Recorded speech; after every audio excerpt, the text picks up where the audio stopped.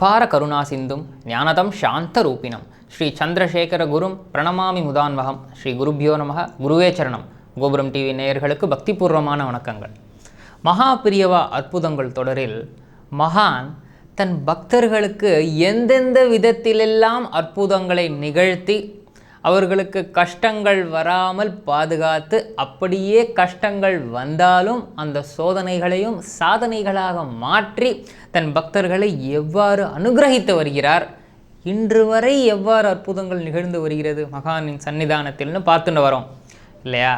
அந்த வரிசையில் இன்று நாம் பார்க்க இருக்கும் ஒரு பக்தர் மகா பிரியவாளின் அத்தியந்தமான பக்தை. அந்த அம்மையார் பொள்ளாச்சி ஜெயலக்ஷ்மி அம்மையார்.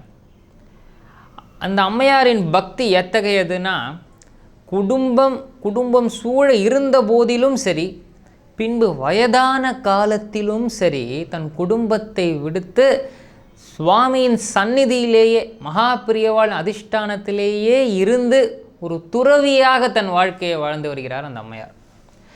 இந்த பொள்ளாச்சி ஜெயலக்ஷ்மி அம்மையாரின் வாழ்க்கையில் எவ்வளவோ அற்புதங்கள், அவற்றை தான் நாம் ஒவ்வொன்றா பார்க்க போகிறோம் இன்றைக்கி. அவற்றுள் சில அற்புதங்கள், சில முக்கியமானவைகளை இன்று நாம் காணவிருக்கிறோம். இதில் நமக்கும் எவ்வளவோ பாடங்கள் உண்டு. நாம் நினச்சின்னு இருக்கோம், நாம் ஏதோ மகாபிரியவா ஃபோட்டோ முன்னாடி பேசுகிறோம், நம்முடைய கஷ்டங்களை சொல்கிறோம். நம்ம சில பேர் நமக்குள் நம்முடைய கஷ்டங்களை பார்த்து வேதனையுற்று அவருடைய பிம்பத்தின் முன் நின்று கோபத்தோடு கூட சொல்லியிருப்போம், உங்களுக்கெல்லாம் கண் இருக்கா, காது இருக்கா, என் கஷ்டங்கள் இவ்வளோ இருக்குது, இன்னும் இப்படி பார்த்துட்டு இருக்கேளேன்னு சொல்லியிருப்போம். இதையெல்லாம் மகாபிரியவா கேட்டுண்டா இருக்க போகிறாருன்னு நாம் என்னென்ன பேசணுமோ எல்லாத்தையும் பேசிட்டு அவருக்கு முன்னாடி கொட்டிட்டு நாம் அடுத்த வேலையை பார்க்க போயிடுவோம் இல்லையா? நம்முள் பல பேர் இப்படித்தான். ஏன்னா நமக்கு ஒரு கஷ்டம் வந்தால் அதற்கு ஆறுதல் மகாபிரியவர் தான் நினச்சின்னு இருக்கோம், கரெக்டு. ஆனால் அந்த சமயத்தில் நமக்கு ஃபோட்டோ மட்டும்தான் இருக்கும் நமக்கு முன். அந்த ஃபோட்டோவுக்கு முன்னால் போய் நின்று என்னென்ன கொட்டணுமோ கொட்டிட்டு அடுத்த வேலையை பார்க்க போயிடுவோம் இல்லையா? அதே போல்தான் இந்த அம்மையாரும் ஒரு முறை செய்கிறார். அதற்கும் மகா பெரியவா உடனடியாக பதில் சொல்கிறார். எவ்வளவு பெரிய அற்புதம் இது, வாருங்கள் பார்க்கலாம். இந்த அம்மையாரின் மகன் திரு சந்திரசேகரன் அவர்களுக்கு திருமணமாகிறது. அவருடைய மனைவியின் பெயர் ஸ்ரீ லலிதா அம்மையார். சிதம்பரத்தில் திருமணம் நிகழ்கிறது. திருமணம் முடித்துவிட்டு நேர இவர்கள் திருப்பதி சென்று தங்கள் குலதெய்வமான வெங்கடாஜலபதி சுவாமியை தரிசித்துவிட்டு அங்கு ஜெயேந்திர சுவாமியை தரிசிச்சுட்டு மீண்டும் சென்னைக்கு வருகிறார்கள். சென்னையில் தான் இவர்களின் வீடு. முதல்ல இப்படி வீட்டுக்குள்ளே வந்து சுவாமி முன்னாடி ஒரு விளக்கேற்றுகிறார்கள். அன்று இவர்கள் உள்ளே வரும்பொழுது வெள்ளிக்கிழமை. இப்போ இதெல்லாம் பண்ணியாச்சா, விளக்கெல்லாம் ஏற்றியாச்சா, இப்போ ஒரே அசதியாக இருக்கான் தன்னுடைய மகனுக்கும் மாட்டு பொண்ணுக்கும். ஏன்னா பல ஊர்களுக்கெல்லாம் போய் இந்த கல்யாண வேலைகள்லாம் முடித்து விட்டு ஒரு அசதி இருக்கத்தானே செய்யும். இந்த அம்மையார் என்ன சொல்கிறார், ஏமா இன்னைக்கு வெள்ளிக்கிழமையாக இருக்குது, 6 மணி ஆக போகிறது, நம்ம ஆற்றுல நிறைய தேங்காய் இருக்குது, மட்டை தேங்காய், அதை உரித்து மகா பெரியவாளுக்கு நைவேத்தியம் பண்ணணும், ஒரு தீபாராதனை காட்டணும், இன்றைக்கி தான் நீ உள்ளே வந்திருக்க, அதனால் நீ காட்டணும் அப்படின்னு சொல்ல, மருமகளும் அதை கேட்டுக்கொண்டு சரிம்மா அப்படியே பண்ணுறேன்னு சொல்கிறார். ஆனாலும் ஏதோ ஒரு அசதி, இந்த வந்த களைப்பு அதில் சற்று தாமதமாகிறது. இந்த ஜெயலக்ஷ்மி அம்மையார் பார்த்துட்டே இருக்கா, இன்னும் வேலை நடக்க மாட்டேங்கிறதேன்னு. சரி, தன்னுடைய மகனிடத்தில் சென்று, ஏப்பா சந்திரசேகரா, நீ அந்த மட்டை தேங்காயெல்லாம் கொஞ்சம் எடுத்து உரித்து மகாபிரியவாளுக்கு ஒரு நைவேத்தியம் பண்ணுறியா, நீங்கள் 2 பேரும் சேர்ந்து தீபாராதனை காட்டுங்கோல, உன் தலைமாட்டில் தான்ப்பா இருக்குது அந்த தேங்காய் அப்படின்னு சொல்ல, செய்யறேம்மா செய்யறேன்னு சொல்லிட்டு அவரும் தூங்கி போயிடுறார். எல்லாருக்கும் களைப்பு.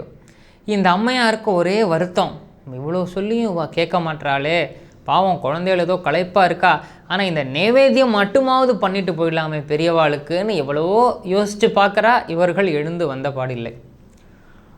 ஒரு சமயத்தில் இந்த அம்மையார் மகாபிரியவா ஃபோட்டோவுக்கு முன்னாடி போய் என்ன சொல்கிறான்னா, இதே வார்த்தையை சொல்கிறா, பெரியவா போகிற போக்க பார்த்தா தேங்காயை நீங்களே எடுத்து உரிச்சுண்டு உள்ளேருந்து எடுத்து உடச்சி நீங்களே உங்களுக்கு நைவேத்தியம் பண்ணிக்க வேண்டியதான் போல இருக்க பெரியவா அப்படின்னு சொல்கிறா. பட்டார்னு ஒரு சத்தம் இந்த அம்மையார் சொன்னதுமே. அதாவது எண்ணியாங்க எய்துவர்னு சொல்லுவோம் இல்லையா, அதே போல் கேட்டதை கேட்டவுடனே கேட்டவாறு செய்வார் நம் மகா பெரியவா என்பதற்கு இது ஒரு மிகச்சிறந்த உதாரணம். என்ன சத்தம்னு தெரியல. எந்த அறையிலிருந்து சத்தம் வந்ததோ அதே அறையில்தான் இவருடைய மகனான திரு சந்திரசேகர் அவர்கள் படுத்துட்டு இருந்தார். அவர் அலறி போய் எழுந்துக்கிறார். கூடத்தில் இருந்த ஜெயலட்சுமி அம்மையாரும் ஓடி வரார், என்னப்பா சத்தம்னு. புதியதாக வந்த மருமகளும் அலறி அடிச்சுட்டு ஓடுறா, என்ன சத்தம், என்ன ஆச்சு, யாருக்கு என்ன நடந்தது தெரியலையேன்னு. என்ன ஆயிருக்குன்னா, இந்த மகன் படுத்துட்டு இருந்தார் இல்லையா, அவருடைய தலைமாட்டில் ஒரு மூட்டை இருந்தது, அதில் மட்டை தேங்காய் இருந்தது. முதல்லையே அந்த அம்மையார் சொன்னார்கள். அதில் ஒரு தேங்காய் கீழே விழுந்து தானாகவே வெடித்து உறிஞ்சு வெளியில் உருண்டு வந்திருக்கு. இந்த அம்மையாருக்கு ஆச்சரியம் தாங்க முடியல. பெரியவா, இப்போ தான் நான் வேண்டின்றேன், நீங்களே தேங்காயை எடுத்து உரிச்சுண்டு உடச்சிட்டு நைவேத்தியம் பண்ணிக்கணும்னு. அதில் பாதி இப்போவே முடிஞ்சு போயிடுத்து. தேங்காய் உறிஞ்சும் போச்சு, அதுவே வெடித்து உள்ளேருந்து உருண்டும் வெளியே வந்துடுது. இப்போ அதை உடைத்து நைவேத்தியம் செய்ய வேண்டியது தான் பாக்கி. இன்னொன்று அலறி அடிச்சுண்டு கை கால் முகம்லாம் அலம்பிண்டு சந்தியாவந்தனத்திலெல்லாம் முடித்து விட்டு உடனடியாக சுவாமிகிட்ட வந்து நின்று அந்த தேங்காயை நைவேத்தியம் செய்கிறார்கள் இந்த குடும்பத்தினர். அதாவது நாம் எப்போ ஒன்று சொல்கிறோமோ மகானிடத்தில், அது ஃபோட்டோவாக இருந்தால் கூட பரவாயில்லை, அவர் முன் நாம் அந்த வார்த்தையை சொன்னோம் என்றால் அவர் அதை கேட்டுட்டே இருப்பாருங்க. அதனால்தான் நம் எண்ணங்கள் மிக மிக முக்கியம். நமக்குள் தோன்றும் அந்த எண்ண ஓட்டம் இருக்கே, அது ரொம்ப ரொம்ப அதில் நாம் ஜாக்கிரதையாக இருக்க வேண்டும். மகா பெரியவா அதை சொல்லியிருக்கார். ஏன்னா அந்த எண்ணங்கள் தோன்றும் பொழுது அந்த எண்ணங்களிலிருந்து தான் ஆசைகள் வருகிறது. அந்த ஆசைகள் பேராசைகளாக மாறுகிறது. அந்த பேராசைகள் நிறைவேறவில்லை என்றால் அது குரோதமாக மாறுகிறது.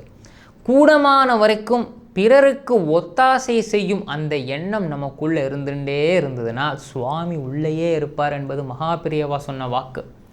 ஆக அந்த எண்ணத்தை கூட அவர் கேட்டுண்டே இருக்கார் உள்ள, இல்லையா? நிஜ பக்த ஹிருதய விஹாரி ஆயிற்றே அவர். மகா பிரியவாள்கிட்ட நாம் ஒன்று சொன்னோம் அப்படின்னா அது ஃபோட்டோவாக இருந்தால் கூட அது எவ்வளவு அழகாக அதை சரி செய்து ஏற்பாடு செய்து கொள்கிறாருன்னு பார்த்தோம் இந்த தேங்காய் விஷயத்தை, இல்லையா? இந்த அம்மையார் சொன்ன அந்த வார்த்தையை கேட்டு மகா சுவாமிகள் அந்த தேங்காயுமே எடுத்து கொடுத்துட்டார். இதற்கு மேல் என்ன வேண்டும் பக்தர்களுக்கு? இதே போல் இந்த அம்மையாரின் வாழ்க்கையில் மேன்மேலும் சில அற்புதங்களை நிகழ்த்தி காட்டி தான் தன் பக்தர்களை என்றென்றும் கவனித்து கொண்டிருக்கிறேன் என்பதை நிரூபித்து காண்பித்திருக்கிறார். வரும் எபிசோட்களில் அதை நாம் தரிசிக்கொள்ளோம். சக்ருத் ஸ்மரண மாத்திரேன பவரோக விநாசகே சந்திரசேகர பாதாப்சே வாசேதாம் ஹிருதிமே சதா.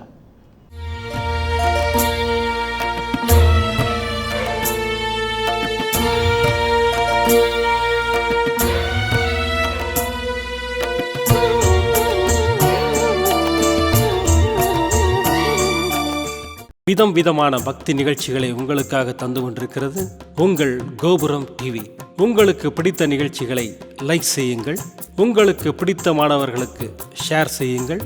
மேலும் சப்ஸ்கிரைப் செய்வதோடு மட்டுமல்லாது அருகில் இருக்கும் பெல் பட்டனை கிளிக் செய்து கோபுரம் டிவி நிகழ்ச்சிகளை உடனுக்குடன் தெரிந்து கொள்ளுங்கள்.